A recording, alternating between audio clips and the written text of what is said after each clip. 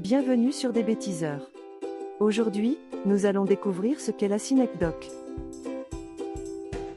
D'après vous, c'est quoi la synecdoque? Vous utilisez certainement des synecdoques au quotidien, mais sans le savoir. Sachez donc que la synecdoque est un type de métonymie. La synecdoque appartient donc à la catégorie des figures de style de substitution, utilisées pour remplacer. Bon, c'est quoi la synecdoque?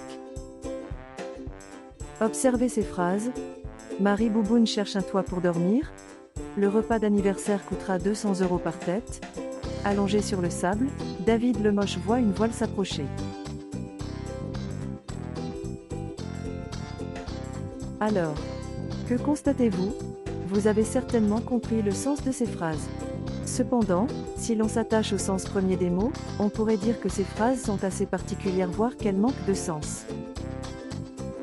Peut-on réellement chercher un toit pour dormir? Juste le toit? Ce n'est pas très logique car on a besoin de l'ensemble des composants qui structurent un logement pour pouvoir y dormir dans de bonnes conditions et en sécurité. Dans la même lignée, peut-on imaginer des têtes, sans le reste du corps, posées sur des chaises pour manger un repas?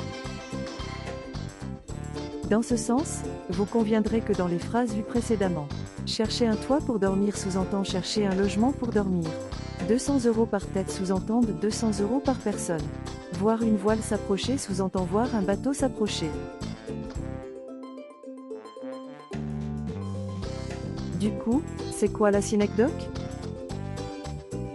Vous l'avez certainement compris, la synecdoque est une figure de style qui consiste à désigner une seule partie d'un ensemble. Après l'emprisonnement injuste de Marie Bouboune à Pékin, Paris décide d'arrêter les relations avec la Chine. Ici, Paris désigne une seule partie d'un ensemble, la France. Cette phrase est donc une synecdoque, car l'ensemble, le pays, est désigné par un seul de ses territoires, Paris, la ville où siège le gouvernement.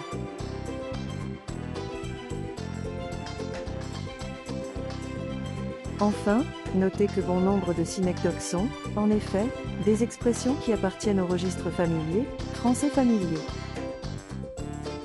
Je n'ai pas mis le nez dehors ce week-end, mettre son nez dehors égale sortir de chez soi. Sortir tout le corps. S'il pleut, je ne mets pas un pied dehors, mettre un pied dehors égale sortir de chez soi. Sortir tout le corps. Nous avons besoin de bras pour le déménagement, avoir besoin de bras pour quelque chose égale avoir besoin de personnes pour nous aider à faire quelque chose. Ici, nous avons besoin de personnes tout entières et non pas que des bras.